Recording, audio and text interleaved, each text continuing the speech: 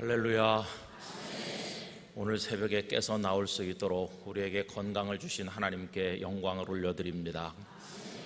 저는 새벽 기도 나올 때마다 이런 생각을 해보곤 합니다. 이 시간에 병원 중환자실에 있을 사람들이 얼마나 많을까, 그런 생각을 해봅니다. 그리고 도저히 나올 수 없는 어려운 여건이 그 외에도 많을 텐데, 그런데 붙들려서 슬픔 가운데 잠겨있는 사람들이 얼마나 많을까.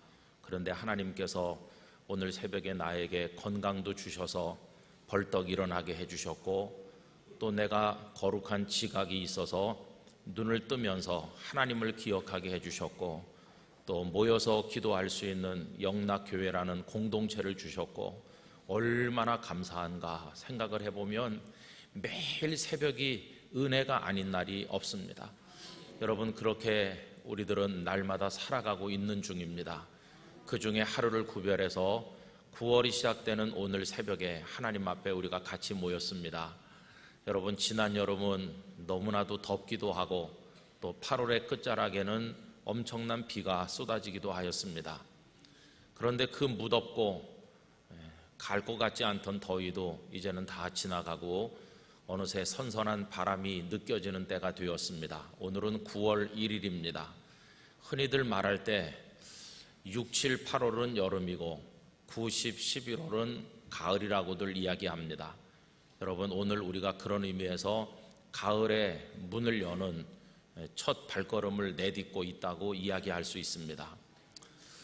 아직까지는 낮에 땀이 흐르고 덥지만 이제 조만간 어느새 가을이 다 끝났나 하면서 추위가 또 올 때도 있을 것입니다. 우리나라도 여러 가지 기상이변으로 인해서 봄과 가을은 갈수록 짧아지고 여름과 겨울이 길어진다고 하죠. 근데 이 가을의 문턱에 오늘 서 있는 것입니다. 여러분, 이 가을 계절 동안에, 그리고 오늘부터 한 달, 9월 달, 한 달 살아가시는 동안에 하나님의 평강과 은총이 우리 영락가족 모두에게 임하시기를 진심으로 기원합니다. 그래서 이제는 좀 마음의 옷깃을 하나님 앞에 여미는 마음으로 살아야 되겠습니다. 여름은 더우니까 다 웃옷들을 이렇게 벗어놓습니다. 그리고 조금 편안한 모습으로 지냅니다. 또 여름엔 휴가철이기도 해서 사람들이 긴장의 끈을 늦추고 들로 산으로 편하게 다니기도 했던 시간입니다. 그런데 이제는 가을이 시작이 되면서 이제는 벗어놓았던 외투도 다시 입는 마음으로 하나님 앞에 흐트러졌던 우리의 모습을 점검하기도 하고, 김현순 장로님의 시 이야기를 지난주에도 말씀드렸는데, 가을에는 기도하게 하소서, 하나님 앞에 믿음으로 나가는 계절이 될 수 있도록 우리가 경건 생활에 더 마음을 써야 되겠다 하는 생각을 가져봅니다. 한 달에 한 번 첫 주간 토요일 날 모이는 것은 우리에게 큰 축복이 될 줄로 믿습니다. 여러분, 새벽에 일찍 깨서 오신 분들에게 특별히 감사를 더 드리고요. 멀리서 오신 분들 수고를 많이 하셨습니다. 오늘 제가 5시 한 20분쯤 도착을 했는데 벌써 우리 자원봉사부 섬기시는 분들이 벌써 다 나오셔서 곳곳에 서서 성도들을 맞이하시고 주차 안내를 해주시는 것을 보게 됐습니다. 정말 귀중한 수고와 헌신이 아닐 수 없는데, 자원봉사부에 소속된 분들에게 특별한 하나님의 은혜가 임하시기를 원합니다. 그냥 오신 분보다 요만큼 더 하나님의 은혜를, 내년에는 자원봉사부가 자리가 차고 넘칠 것 같습니다.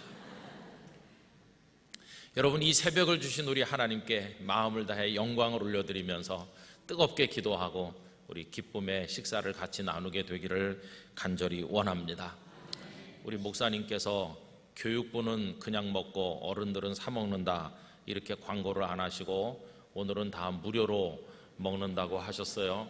여러분의 얼굴이 밝아지는 걸 봤는데, 여러분, 진짜 큰 선물을 여러분들에게 드리겠습니다. 그거와 비교할 수 없는 선물, 그게 뭐냐 하면 하나님을 선물로 드리려고 합니다. 이 가을에 하나님과 더불어 함께 하시기를 기원합니다. 오늘 읽은 성경 말씀은 이스라엘 백성들이 광야를 지나던 동안에 전쟁을 하는 이야기입니다. 그 전쟁의 대상은 미디안 사람들이었습니다. 이 미디안들과 전쟁을 해서 원수를 갚으라고 하나님께서 말씀을 하시는데 그 배경은 이렇습니다. 어느 날 그 모압 왕 발락이라고 하는 사람이 있었는데 이스라엘 백성들이 거침없이 진행하는 것을 보고 겁이 덜컥 났습니다.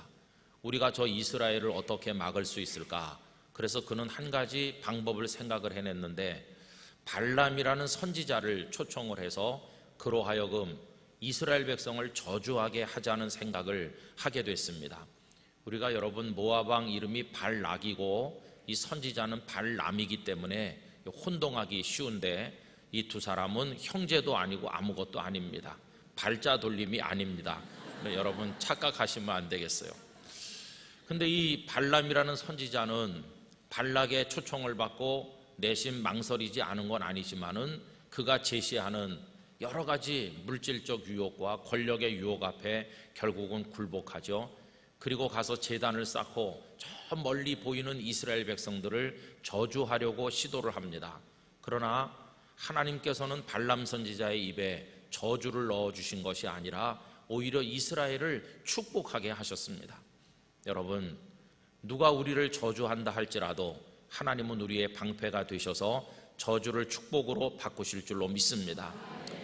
이걸 여러 차례 시도했지만 결국 저주하겠다던 이 계획은 다 무산되고 맙니다. 그래서 발람 선지자는 자기 집으로 이제 돌아가게 되는 거죠. 그런데 여러분 오늘 읽은 이 말씀을 계속 읽어보시면 나중에 발람 선지자를 이스라엘 백성들이 죽였다는 이야기가 나오고 있어요.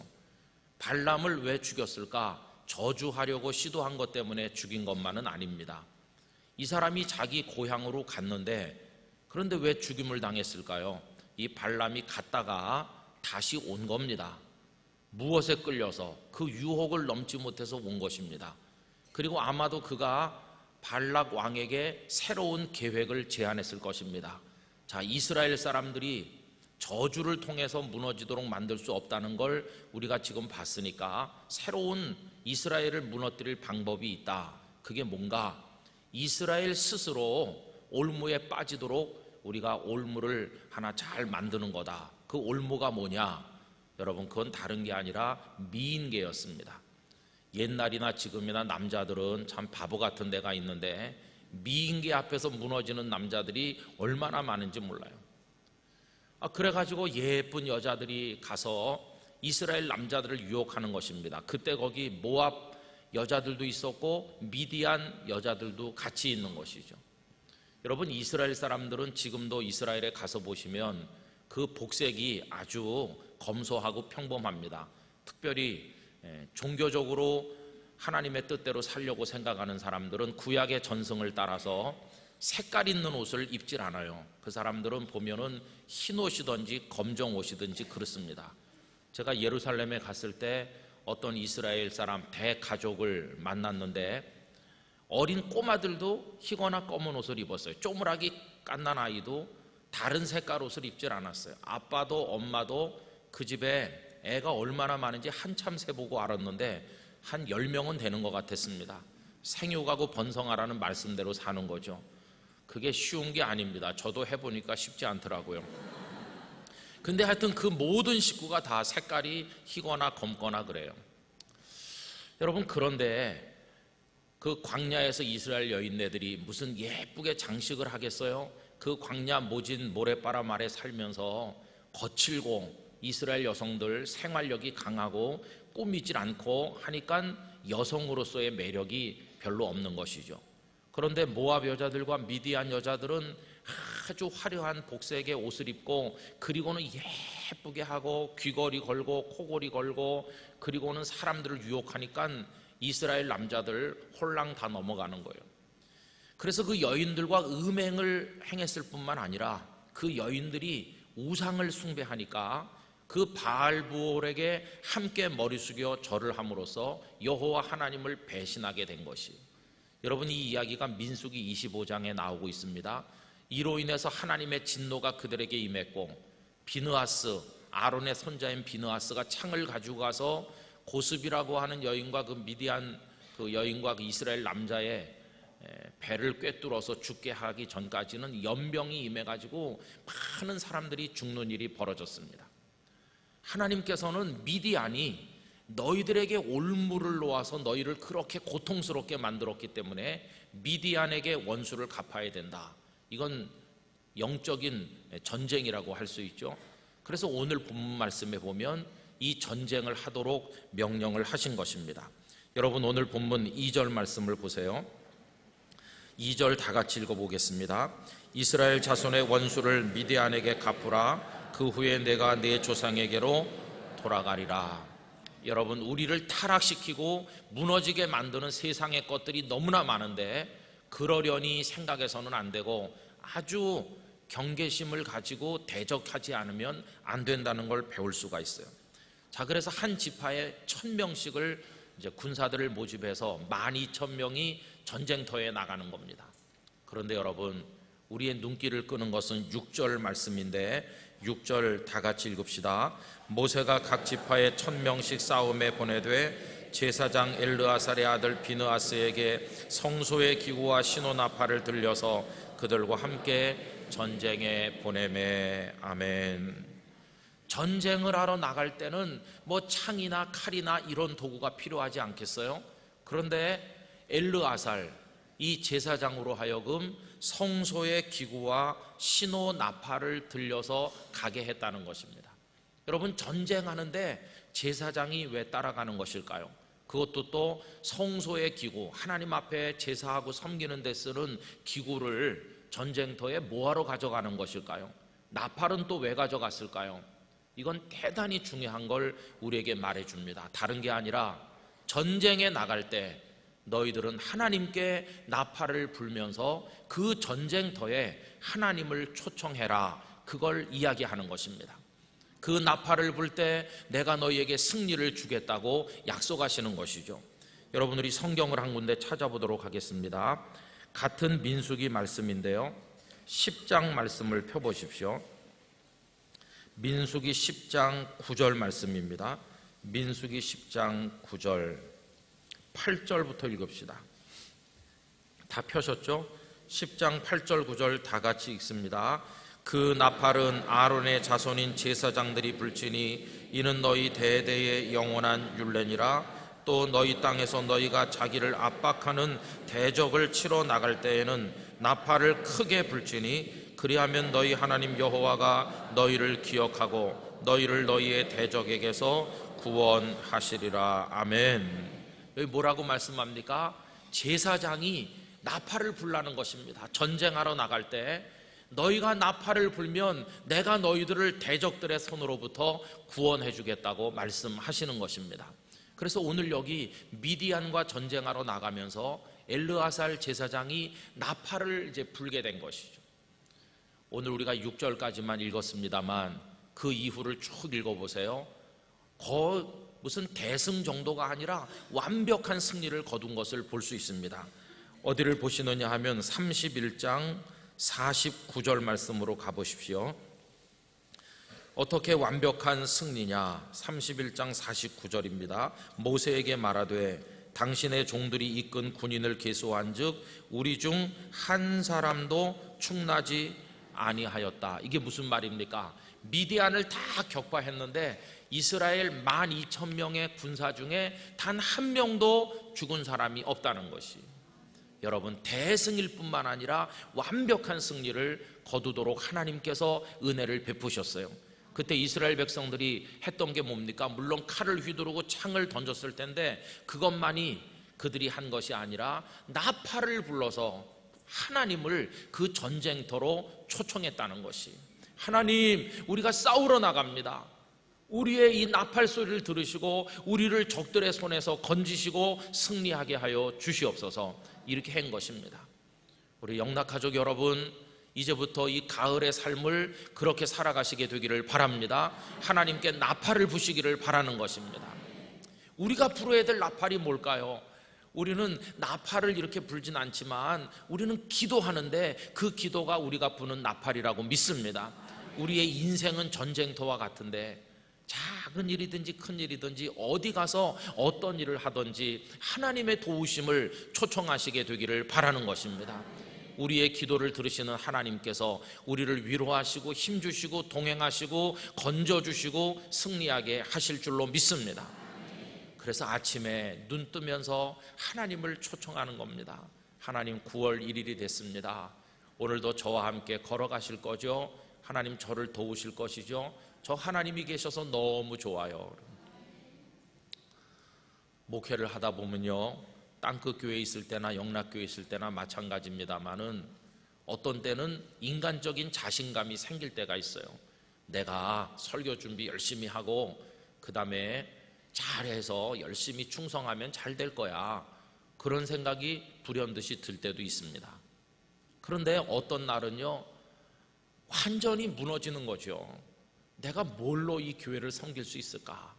어떤 때는 교인들이 조금 더 많이 예배 오시는 것 같고 성도들 얼굴에 조금 웃음의 빛이 더 보이고, 아, 우리 교우들이 은혜를 받고 열심히 하는구나, 됐어, 열심히 하면 잘 될 거야, 이렇게 생각했었는데 어떤 때는 교인들의 얼굴에 먹장구름이 딱 끼는 것 같고 예배 오는 사람도 좀 주는 것 같기도 하고, 내가 이렇게 열심히 설교를 준비했는데 그 이 집사는 오늘도 또 놀러 갔나? 오늘도 교회를 안 왔구나. 괜히 그 이 집사님을 미워하는 마음이 생기고, 장로님들도 그냥 미지근해가지고 협력을 잘 안 하는 것 같고, 이 영도 바닥에서 뭐가 되겠어? 이 끝에서 될 게 없지, 그런 생각이 들기도 하고, 대마도에 낚시나 갈까 누구 따라서 힘이 빠질 때도 있는 거죠, 사람이니까. 그런데 여러분, 그러다가도 새벽에 나가 가만히 앉으면 놀라운 기쁨이 오는 거예요. 그게 뭔지 아세요? 누가 제 옆에 와서 돈을 한 뭉치 주머니에 넣어줘서 그런 게 아니에요. 가만히 있으면 내게는 하나님이 계시지 않느냐. 여러분, 우리에게는 하나님이 계십니다. 하나님을 부를 수 있잖아요. 이미 우리 곁에 계시지 않습니까? 아, 내가 왜 낙심했지? 하나님께서 함께 하시는데. 여러분, 우리 영락교회 온 이후에도 똑같아요. 우리 영락교회 하나님이 계시지 않습니까? 우리를 붙드실 줄로 믿습니다. 나팔을 부는 거죠. 나팔을 분다는 게 좀 안 좋은 의미로도 쓰여요. 그 사람 사방 동네방네 나팔 분다고. 그러지만 우리 나팔을 불어야 됩니다. 좋은 의미에서 믿음으로 기도의 나팔을 부는 거예요. 그래서 여러분, 간단한 일은, 쉬운 일은 하나님 앞에 기도하지 않고 아주 크고 어려운 일만 기도하는가? 그건 아니에요. 자잘한 일상의 모든 일들도 하나님 앞에 기도하시기 바랍니다. 여러분, 아주 쉬운 일을 말할 때 사람들이 뭐라고 표현합니까? 식은 죽 먹기보다 쉽다 그러죠? 근데 제가 알려드릴게요. 식은 죽 먹는 게 굉장히 어려운 겁니다. 왜 그런지 아세요? 부산의 동아대학교 행정대학 학장도 지나시고 우리나라의 유명한 법 이론가이셨던 어느 장로님이 계셔요. 그 아드님이 뭐 장관도 하셨고 또 무슨 시장도 하시고 뭐 이런 거 많이 하신 분이세요. 그런데 그 아버지 장로님께서 연세가 80이 넘어도 옛날 그 캠코더 같은 거 가지고 다니면서 촬영도 많이 하시고 열심히 사시던 그런 아주 강건한 장로님이셨어요. 그리고 모든 일을 법에 따라서 반듯하게 하려고 애쓰시던 그런 분이셨습니다. 그런데 맥없이 돌아가셨어요. 왜 그런지 아세요? 집에서 뭘 드셨어요. 근데 그냥 그 뭐 늘 드시는 음식이죠. 그런데 이렇게 드셨는데 그게 식도로 해가지고 위장으로 내려가야 되는데 그게 잘못돼가지고 기도로 들어간 거예요. 그래갖고 이제 숨 쉬는 기관으로 이게 들어갔습니다. 결국 그것 때문에 장로님은 돌아가시게 됐어요. 그래서 제가 알았습니다. 식은 죽도 이게 위로 안 내려가고 기도로 가면 죽을 수도 있구나. 여러분, 간단한 일도 아주 위험할 수 있는 것이에요. 학교 갔다 와 그러지만 아이가 횡단보도 건너다 무슨 일이 있을지도 몰라요. 매일같이 하는 일이고 하나님이 안 도와주셔도 내 힘으로 얼마든지 할 수 있어 보이는 것도 사실은 내 힘으로 되는 게 하나도 없는 것이에요. 큰 일은 말할 것도 없고 작은 일까지 모든 일상의 순간순간에 하나님을 초대해야 될 줄로 믿습니다. 그리고 하나님께서는 구체적으로 우리에게 은혜를 베푸시는 분이세요. 몇 해 전에 어느 주일 일을 저는 잊을 수가 없습니다. 토요일 저녁에 갑자기 치통이 몰려왔어요. 막 아프기 시작하는데 왜 이렇게 심하게 아플까? 그 밤에 어디 응급실을 갈 수도 없고, 그래서 몸에도 안 좋은 진통제를 2알을 먹었습니다. 좀 진정되겠지. 그런데 별로 진정이 안 됐어요. 주일날 설교를 여러 번 해야 되는데 큰일이잖아요. 주일 아침 되니까 더 아픈 거예요. 그걸 갖다 4알이나 먹었어요. 그래도 별로 이게 진정이 안 돼요. 설교하려면 집중해야 되는데 다른 데 신경 쓰면 설교가 흐트러지고 그러는데, 어떤 땐 어린 아이가 울어도요 갑자기 까먹을 때도 있어요. 그런 판에 막 아프니까 어떡하지? 여러분, 그래도 억지로 참고 진통제를 믿사옵나이다 그렇게 하면서 이제 그날 이제 주일을 지내는 거죠. 주일 그날 여러 차례 설교를 하는데 이제 문제가, 마지막 과제가 하나 남았는데 어느 교회가 그날 저녁부터 부흥회를 하는 겁니다. 그래가지고 주일 저녁은 제가 가서 하고, 월요일은 또 다른 목사님이 하고, 화요일은 또 다른 목사님이 하고, 이렇게 연속 4일을 하는 그런 집회를 하는데, 제가 이제 스타트를 끊는 첫날 강사였습니다. 그 교회를 가야 될 텐데요 못 갈 것 같은 거예요. 그래서 진통제를 또 여러 알을 또 먹었습니다. 진통제를 믿습니다 그러면서. 근데 이게 낫질 않는 거예요. 점점 더 아프죠. 그 교회를 안 갈 수는 없고, 그래서 제가 직접 운전을 해가지고 당감동이라는 데 있는 그 교회를, 교회에서 한 30분 걸립니다. 가는데 막 집에 가고 싶은 생각이, 도저히 나는 설교 못하겠다 오늘. 나는 이 교회 가서 죄송합니다 그렇게 하고 그냥 오든지, 어떻게 누굴 다른 분을 갑자기 모시라고 하든지 그래야지, 나는 오늘은 도저히 못하겠다. 내 평생 이렇게 아픈 건 처음이다. 그러면서 막 눈물이 나더라고요. 그 교회가 가까워올수록 더 걱정인 거예요. 이걸 어떻게 설교를 하지? 그 교회가 저만치 보이는 데까지 가가지고 길가에 차를 세웠습니다. 하나님, 저 가야 되는 겁니까? 그냥 집으로 돌아가야 되는 겁니까? 어떻게 해야 되는 겁니까? 이 교회가 집회를 여는데 제가 시작하는 강사인데 이걸 어떻게 해야 되는 겁니까?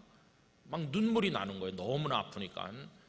그리고 하나님 앞에 기도했습니다. 저를 좀 도와주세요. 제가 오늘 어제 저녁부터 진통제를 믿습니다 그러면서 지냈는데 이제는 주님을 믿습니다. 절 좀 도와주세요. 그리고 그냥 억지로 참고 그 교회 목사님 만나서 하나도 아픈 데 없는 사람같이 인사하고 가서 앉아 있는데요, 여기 강단에 올라가서 앉았는데 눈앞이 캄캄하죠. 근데 여러분, 하나님은 우리를 외면하시는 분이 아니세요. 여기 강단에 올라왔잖아요. 그런데 설교를 1시간 반이나 하는데 아픈 줄을 하나도 몰랐어요. 하나도 아픈 줄을 몰랐어요. 그리고 집에 돌아와가지고 누워가지고 있다가 내가 아까 굉장히 아팠었지, 아픈 걸 까먹은 거예요. 어떻게 그렇게 됐을까요? 놀라운 하나님의 능력으로 그게 치료된 거예요. 그게 멎었어요. 멎어. 그 다음날 아침 일찍 치과에 가기는 가면서도 에이, 안 가도 되는 걸 괜히 가는 건가? 여러분, 하나님께서 정말 아슬아슬할 때 눈물의 기도를 응답해 주셨어요. 그 기도는 저를 위해 드린 기도가 아니라 그 교회를 생각하면서 드린 기도인데, 우리에게는 하나님이 계시다고 하는 것을 또 한 번 깊이 깨닫는 순간이 되었습니다. 여러분, 우리 아이들은 개학을 했습니다. 아이들을 챙겨서 학교에 보내면서 나팔을 부셔야 되겠죠. 이리 와봐라 그렇게 하고 끌어안고 축복 기도 해 주십시오. 10초라도 기도를 해 주시고, 시간이 되면 간절하게 기도해 주시고, 그 아이를 축복할 수 있는 대로 축복해서 기도해 주시고, 출근하는 가족들을 기도해서 나가게 해 주시고, 여러분 사무실에 가서 테이블에 앉자마자 컴퓨터부터 켜지 말고 하나님 앞에 깊이 기도하시고, 오늘도 처리해야 될 업무, 만나야 될 사람들, 언짢은 일들도 많이 기다리고 있는데 하나님께서 도와주세요 이렇게 하고, 그러면서 가정에 살림하는 주부들은 가족들 다 나갔으면 이제 집안을 정리하면서 또 기도하시고, 여러분 우리 그렇게 삽시다. 이 가을 동안에 모든 일에 하나님을 향해 거룩한 나팔을 불면서 살아가는 것입니다. 이게 하나님의 도우심을 얻기 위한 방편이기도 하지만 이게 또 중요한 게 있어요. 왜냐하면 우리가 밥을 먹으면서도 기도하고, 길을 가면서도 기도하고, 작은 일도 기도하고 큰 일도 기도하고, 이렇게 하면 세상 사람들이 우리를 좀 이상하게 봐요. 우리를 교인이라고 하질 않고 조금 비꼬면서 예수쟁이라고 그러는데, 저 예수쟁이들은 밤낮 주여 주여 그러면서 밤낮 눈 감고 뭐라고 웅얼거려 이렇게 우리를 비웃기도 해요. 그러나 여러분, 그렇게 우리가 이상하게 보인다는 것은 뒤집어 말하면 그들 눈에 아직도 이 땅에 기도하는 그리스도인이 있구나 하는 걸 보여주는 방법인 것이에요. 여러분, 누가 보든지 안 보든지 우리는 기도하면서 주님을 초대해야 될 줄로 믿습니다. 그 주님께서 우리와 더불어 같이 가실 때 우리는 거치는 것이 없이 승리하게 될 줄로 믿습니다. 그리고 어떤 분은 아주 헤쳐나가기 어려운 질병이라든지 어려운 문제를 가진 분도 있어요. 내 뜻대로 안 될 수도 있어요. 그러나 기도하면서 하나님을 초대하면 고통도 축복으로 받아들일 수가 있게 될 것이에요. 그래서 우리 모든 일에 하나님을 의지해야 될 것입니다. 여러분, 길지도 않은 새벽에 무슨 말씀을 더 드리겠습니까? 그러나 오늘 아침 이 말씀보다 더 우리에게 위로가 되고 힘이 되는 말씀은 없는 줄로 믿습니다. 9월 한 달 나 혼자 사는 게 아니다. 우리 하나님 모시고 나는 하나님과 더불어 살 것이다. 핸들도 하나님이 잡아줄 것이고 내 모든 일을 하나님께 맡길 것이다. 우리 가정 하나님께 맡깁니다. 우리 아이들 하나님께 맡깁니다. 우리의 미디안과 싸워서 이기게 하여 주시옵소서. 잠시 후에 이제 기도를 할 때 여러분 뜨거운 마음으로 통성 기도를 드리시고 여러분의 온 마음을 쏟아 하나님을 향해 부르짖는 새벽이 되시기를 바랍니다. 그래서 9월 한 달이 지나고 다음 달 새벽에 또 첫 번째 토요일 날 모일 때 9월 한 달의 은혜를 하나님 앞에 송축하면서 기쁨으로 모이고 이 자리가 차고 넘치는 자리가 되고 주일날 예배처럼 보조 예배실에도 성도들이 꽉 차서 새벽을 깨우는 우리 영락교회가 되기를 간절히 기원합니다. 여러분 한 분 한 분 위에 이 시간 주님께서 축복의 손, 은혜의 손을 얹어주시기를 기원하고 여러분의 마음에 평강을 주셔서 그 무엇도 그 평강을 깨뜨리지 않는 주님 주신 평강 가지고 활짝 웃으며 살아가는 여러분들이 되시기를 예수님의 이름으로 축원합니다. 기도하겠습니다. 거룩하신 아버지 하나님, 가을의 문턱을 올라서고 또 9월의 첫날의 문을 열면서 하나님을 저희 삶에 모시길 원합니다. 인생의 전쟁터, 치열한 영적 전쟁터로 나가면서 이스라엘처럼 나팔을 불고자 합니다. 하나님 아버지, 저희와 함께하여 주시옵소서. 승리를 주시옵소서. 긍휼히 여겨 주시옵소서. 은혜를 베풀어 주시옵소서. 우리 교회와 가정 일터 위에 대한민국 위에 하나님의 은혜를 쏟아부어 주시옵소서. 결코 낭망치 말게 하시고 내게는 하나님이 계시다, 이거 깨닫고 확신 가운데 달려가는 저희 모두가 되게 하여 주시옵소서. 이 새벽에 건강한 모습으로 참여할 수 있는 은혜를 주신 하나님 아버지께 영광과 찬송을 올려드리며 예수님 귀하신 이름으로 기도하옵나이다. 아멘.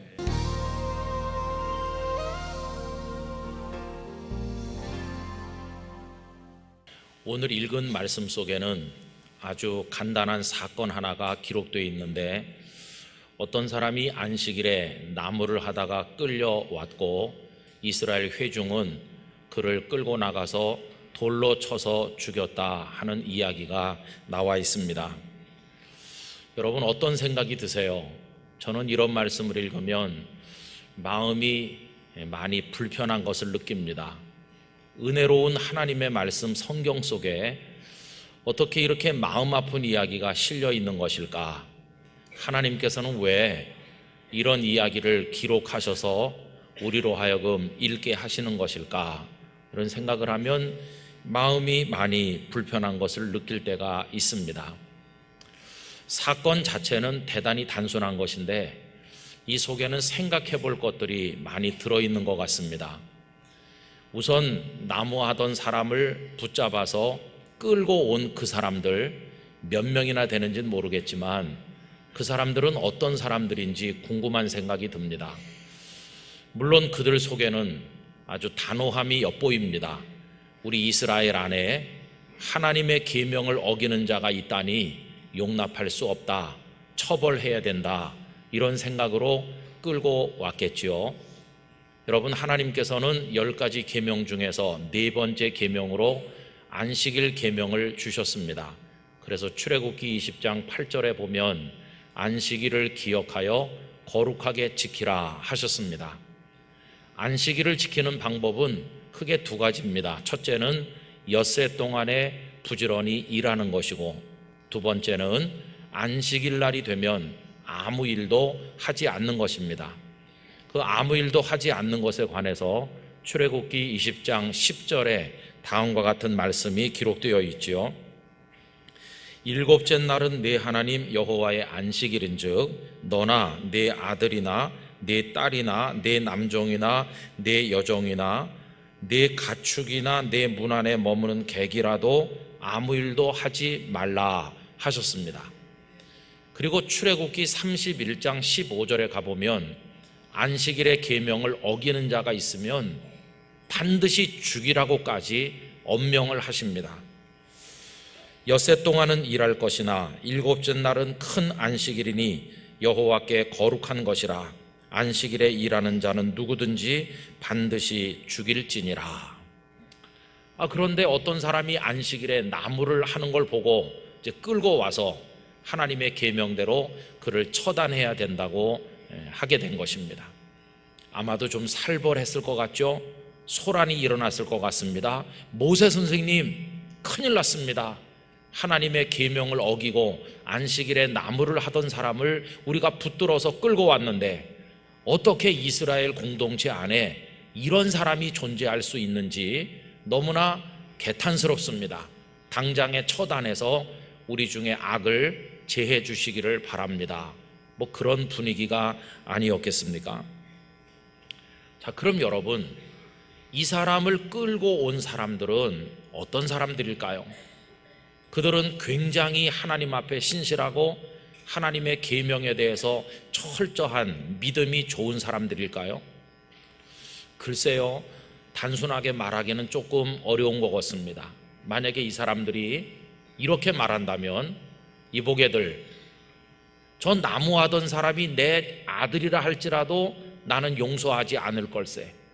잘 들어두게. 앞으로 언젠가 만약에 내가 계명을 어기거들랑 자네들 인정사정 보지 말고 나를 끌고 가서 계명대로 처단하게.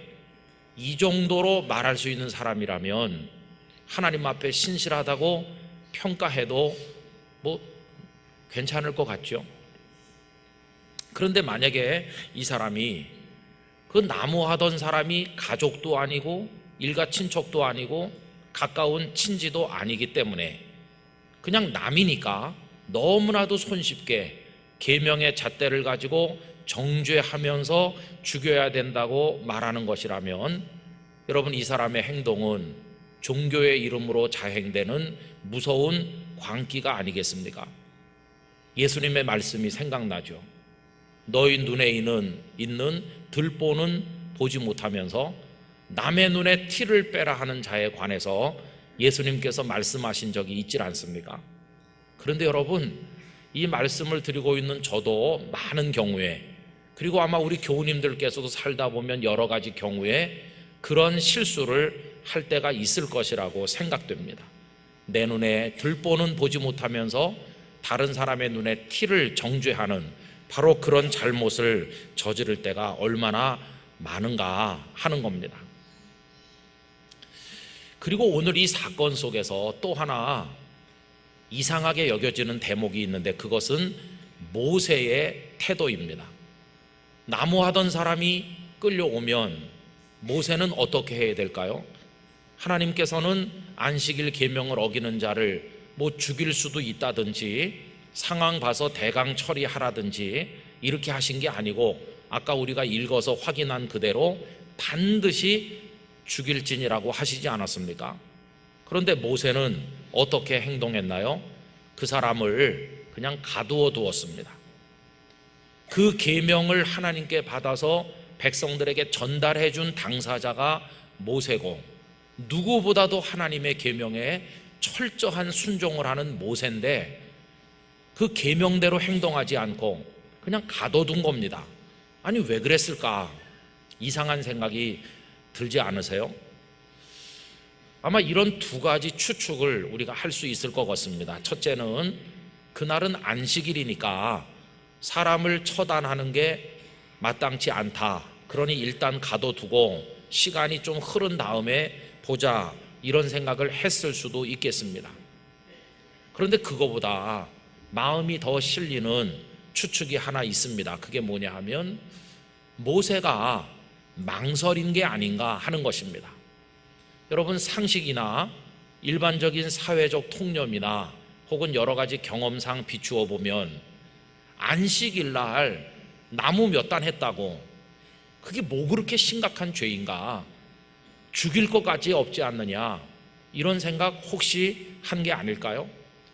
그래서 일단 가두어 두고 시간을 끌다 보면 자비로우신 하나님께서 그냥 살려주라든지 무슨 다른 말씀을 하시지 않겠나, 그런 기대감 때문에 그렇게 한 게 아닐까요? 오늘 읽은 말씀 가운데 34절을 보면 그런 느낌을 좀 가지게 되는 것이죠.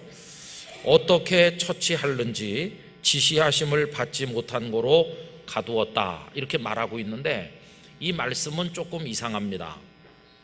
안식일 계명을 어긴 사람이 생겼을 때 어떻게 처치해야 되는지 아직 아무것도 지시받은 게 없다, 그렇습니까? 아닙니다. 아까 말씀드린 것처럼 반드시 죽일지니라 이미 지시가 주어져 있지요. 그런데 왜 모세는 망설일까요? 아마도 나는 아직 지시함을 받은 게 없어, 이렇게 말하는 것보다 더 정직하게 말한다면 어떻게 해야 될지 지시는 받았지만 그대로 하기에는 좀 마음이 불편해, 이런 망설임 때문에 그 사람을 가두어 두었다고 말하는 게 오히려 정직하지 않겠나 하는 생각이 든다는 것입니다. 그를 가두어 둔 시간이 하루인지 이틀인지 아니면 더 많은 날이었는지는 잘 모르겠지만 모세가 기대하던 지시는 내려오지 않았습니다.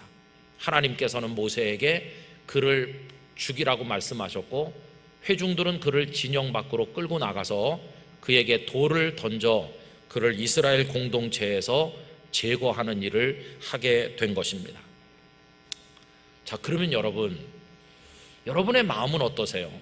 모세의 망설임이 이해가 되시지 않습니까? 나무하다 잡혀온 사람, 그 사람을 바로 처단하는 게 좀 불편하다, 그런 생각이 들지 않으세요? 좀 망설이는 모세하고 당장에 처단해야 된다고 하면서 우리가 끌고 왔습니다 하는 이 사람들하고 누가 더 믿음이 좋은 것 같습니까? 누가 더 하나님 앞에 신실하다고 생각하세요? 망설이는 모세보다 그 사람을 끌고 온 사람들이 오히려 더 단호하고 하나님께 더 철저한 것처럼 여겨지질 않습니까? 그래서 우리는 모세 보고, 아니 모세 당신 어떻게 그렇게 미지근하게 행동할 수 있어요? 이렇게 비난을 할 수도 있을 것처럼 생각되지 않으세요? 그런데 여러분, 우리는 정직하게 말하면 모세를 비난할 수가 없습니다. 왜 그러냐 하면 우리가 그 상황에 있었다고 할지라도 모세처럼 망설였을 게 뻔하기 때문입니다. 여러분, 우린 많은 경우에 하나님의 말씀을 지키는데 단호하지 못할 때가 얼마나 많이 있습니까? 이런 사정 저런 사정 따져가면서 이런 경우는 예외로 해야 되는 거 아닌가, 이런 생각을 할 때가 얼마나 많이 있습니까? 그리고 뭐 좀 가볍게 처벌하던가 경고를 정신이 바짝 나도록 해서 돌려보내면 되는 거 아니냐, 이런 생각할 수도 있지 않습니까? 거기다가 성경 말씀을 읽어보면 이 사람보다 사회적 통념이나 상식의 기준에서 볼 때 훨씬 더 무거운 죄를 저지르고도 멀쩡한 사람이 있질 않습니까? 예를 들면 수하 우리야 장군의 아내인 밧세바를 끌어들여서 간음을 하고 이 모든 사건을 은폐하기 위해서 가장 치열한 전선으로 배치해서 모압 군인들의 칼에 맞아 죽게 만든 이후에 버젓이 밧세바를 자기 아내로 끌어들인 이 다윗의 죄는 어떻게 생각하십니까? 물론 그로 인해서 밧세바가 낳은 아기가 죽었고 다윗이 여러 가지 곤경을 겪긴 했지만 다윗이 당장 돌에 맞아 죽은 건 아니지 않습니까? 이 사람의 죄가 큰지 다윗의 죄가 큰지 우리 상식적으로 생각을 해보면 뭔가 조금 이게 안 맞는 것 같지 않습니까? 자기가 죄를 저지른 만큼 벌을 받는다, 이게 책임주의의 원리인데요, 책임주의의 원리로 보면 이 사람은 그저 몇 대 맞고 가도 될 것 같고 다윗은 당장에 죽어마땅한 죄인인 것 같은데 우리 그런 생각을 하게 되더라는 것이죠. 그래서 여러분, 오늘 본문에 나와 있는 아주 단순해 보이는 이 사건이 우리 마음속에 많은 숙제를 안겨주고 파장을 불러일으키고 있다고 하는 것입니다. 그럼 여러분, 도대체 하나님께서는 왜 이런 사건을 성경 속에 기록해서 우리로 하여금 읽게 하시는 것일까요? 아까 처음에 제기했던 질문으로 이제 다시 돌아가게 되는 것입니다. 그 이야기를 한마디로 대답을 해본다면 이것입니다. 오늘 2부에 오신 우리 영락 가족 여러분, 제가 질문할 테니까 마음으로 대답을 해보시기 바랍니다. 여러분들은 오늘 여기 왜 오셨나요? 하나님을 경외하십니까? 하나님을 경외하는 사람으로 살기를 결단하신 게 맞습니까? 그럼 이제 대답을 해야 되는 것이겠죠. 하나님을 경외하는 게 무엇일까? 어떻게 하는 것이 하나님을 경외하는 것일까? 이렇게 질문할 때 그 대답은, 부정적으로 먼저 대답한다면, 하나님을 경외하는 것은 상식에 따라 사는 게 아닙니다. 하나님을 경외하는 것은 사회적 통념에 맞추는 게 아닙니다. 하나님을 경외하는 것은 사람들의 여론에 따르는 게 아닙니다.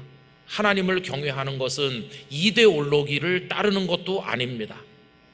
하나님을 경외하는 것은 이해득실을 따지는 것도 아닌 것입니다.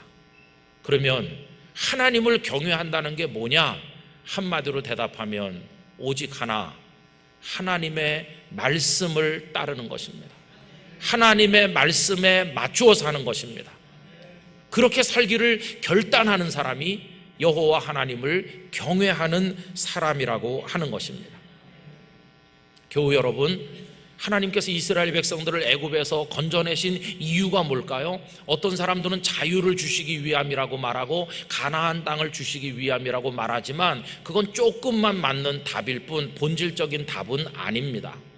하나님께서 이스라엘을 건져주신 이유가 뭐냐? 이거는 오늘 우리에게 적용하면 우리를 죄와 사망과 사탄의 손에서 건져주신 이유가 뭐냐 하는 것과 똑같은 맥락의 질문인데요, 그 대답이 뭔가?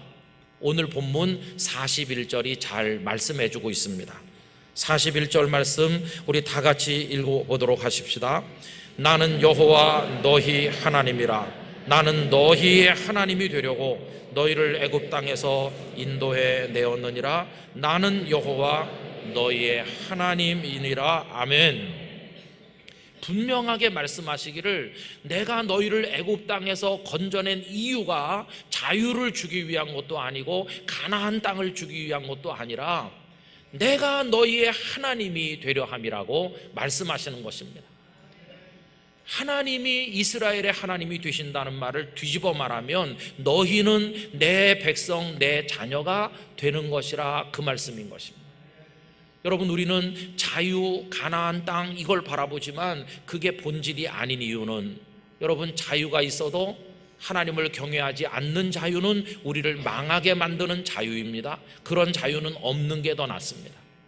아무리 풍요로운 적과 꿀이 흐르는 가나안 땅이라고 할지라도 하나님을 경외하지 않는 자에게 가나안 땅은 결코 축복이 아니라 멸망이 되는 것입니다. 여러분, 나중에 이스라엘이 가나안에 들어갔지만 하나님 경외하는 데서 떠났을 때 북왕국도 남왕국도 다 멸망한 것을 알지 않습니까?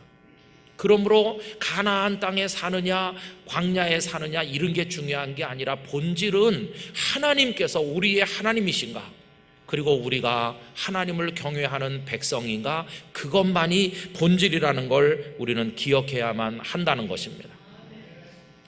오늘 본문에는 이상한 이야기가 하나 더 나옵니다. 옷을 만들어 입을 때 옷 단에다가 술을 쭉 매달아서 입으라고 하십니다.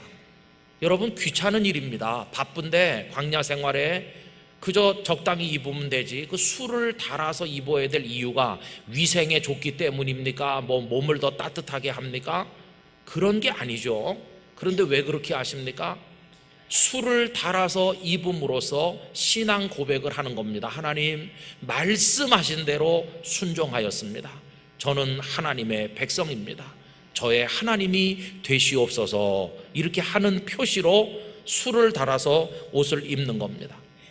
그래서 여러분, 옷에 술을 달아서 입고 상식이나 통념으로 이해되지 않는 판결을 받아들이는 이유가 뭐냐 하면 그 하나님의 말씀에 맞춤으로써 하나님을 경외하는 사람이 되기 위함인 것입니다. 그래서 그게 오늘 본문 40절에도 나와 있는 말씀이죠. 다 같이 읽어보실까요? 그리하여 너희가 내 모든 계명을 기억하고 행하면 너희 하나님 앞에 거룩하리라. 할렐루야. 우리 영락가족 여러분, 하나님을 경외하기를 진심으로 원하신다면 하나님의 말씀에 맞추셔서 살아가시게 되기를 바랍니다. 바로 이것 때문에 많은 사람들이 하나님을 경외하고자 하는 마음으로 신앙의 문턱에까지는 오지만 그 문턱을 넘어서지 못하고 망설이고 있는 것입니다. 왜냐하면 하나님을 경외한다는 것은 상식이나 사회적 통념이나 여론이나 어떤 이데올로기 따위를 다 포기해야 된다는 걸 의미하기 때문입니다. 하나님을 경외한다는 것은 하나님의 말씀에만 맞추어 살아간다는 걸 뜻하기 때문입니다. 하나님을 경외한다는 것은 상식적으로 이해가 안 되는 판결을 받아들여야 되는 것을 의미하는 것이며, 귀찮더라도 옷 끝에 술을 달아서 옷을 만들어 입어야 되는 걸 의미하는 것이며, 하나님을 경외한다는 것은 세상 사람들이 볼 때 바보 같은 것을 당연한 듯이 여기며 살아야 됨을 의미하기 때문인 것입니다. 그래서 하나님을 더 진실되게 경외하면 할수록, 독실한 믿음을 가지면 가질수록 세상 사람들이 나를 바라볼 때 이상한 사람으로 여겨질 것을 감수해야 되기 때문에 많은 사람들이 신앙의 문턱 안에 들어서기를 두려워하면서 머뭇거리고 있다 하는 겁니다. 그런데 보세요 여러분, 많은 사람들이, 그리고 지금 우리 시대에도 많은 신실한 사람들이 그 모든 걸 감수하고 기꺼이 신앙의 문 안에 발을 들여놓고 자신의 전 존재를 거기다 바치고 있습니다. 그래서 세상의 여론이나 이념이나 사회적 통념이나 상식 따위를 다 포기하고 오직 하나, 하나님의 말씀을 기준과 근거로 삼아 인생을 살아가고 있습니다. 그 과정에서 바보 소리를 듣고 비난을 받고 손해를 감수하고 그렇게 살고 있습니다.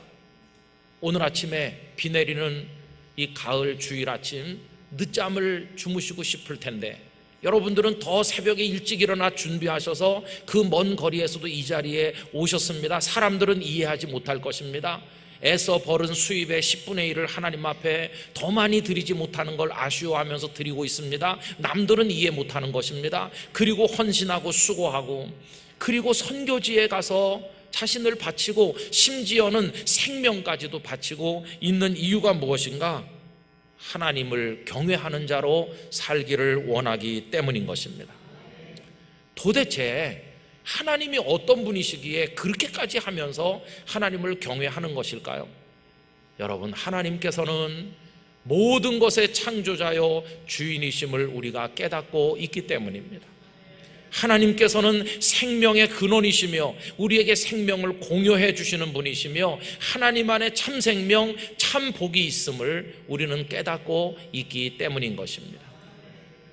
무엇보다 중요한 이유는 하나님께서 우리가 그분을 경외하기 훨씬 이전에 상식에도 안 맞고 통념에도 안 맞고 정의에도 맞지 않는, 이해할 수 없는 놀라운 사랑과 은혜로 우리를 구원하여 주셨기 때문입니다.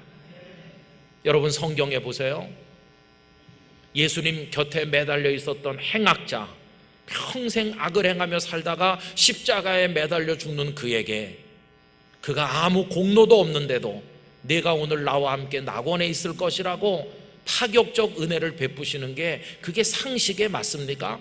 안 맞습니다. 상식대로 하면 그는 저 지옥 깊은 곳에 떨어져야 마땅하죠.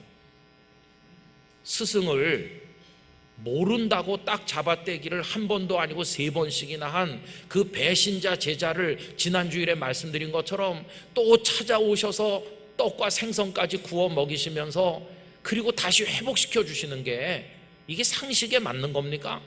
여러분, 내쳐서 얼굴도 보지 않고 버리는 게 그게 오히려 상식에 맞는 겁니다. 예수님을 대항하여 주님의 사람들을 붙들어다 죽이기도 하고 감옥에 가두기도 하던 그 원수 같은 사울이라는 젊은이를 만나주시고 변화시켜서 주님의 사람으로 삼아서 바울 되게 하시는 그 예수님의 그 행동이 그게 사회적인 일반 관념에 맞는 겁니까? 정의의 객관적 기준으로 한다면 저 지옥 밑바닥에 던짐 받아야 되는 게 아니겠어요? 여러분, 우리도 똑같습니다. 그 고귀하신 주께서 영광의 보좌를 떠나서 누추하고 냄새나는 육신의 옷을 입으시고 베들레헴 마구간에 탄생하신 게 그게 맞는 얘기입니까? 그리고 그분이 우리들을 구원하시기 위해 십자가에서 그 몸이 찢겨지시고 보혈을 흘려주시고 용납해 주신 게 그게 상식적으로 그게 당연한 것입니까?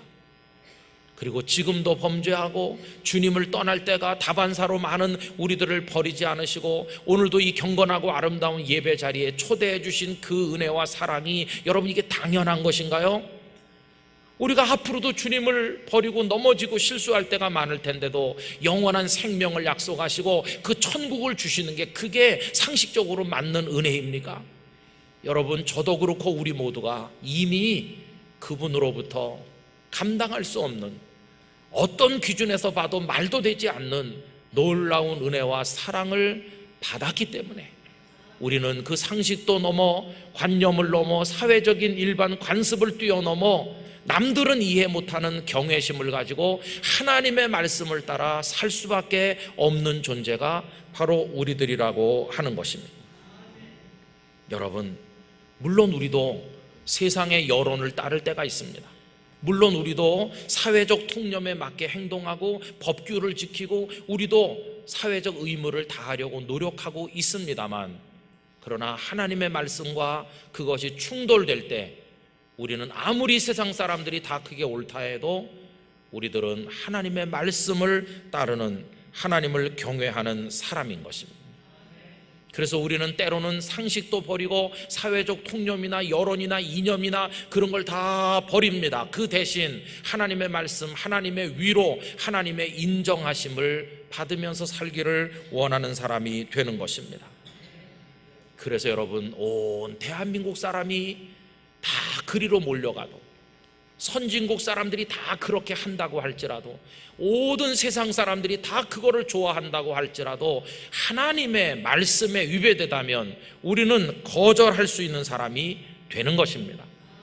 바로 그 맥락하에서 온 대한민국이 이단을 칭송하고 사이비를 존경하고 사람들의 마음이 그리로 쏠려도 우리는 절대로 요동할 수 없는 것이며, 어떤 선진국이나 세상 모든 사람들이 그게 일반화된 상식이라 말한다 할지라도 우리는 하나님의 말씀에 맞지 않기 때문에 동성애를 받아들일 수가 없는 것입니다.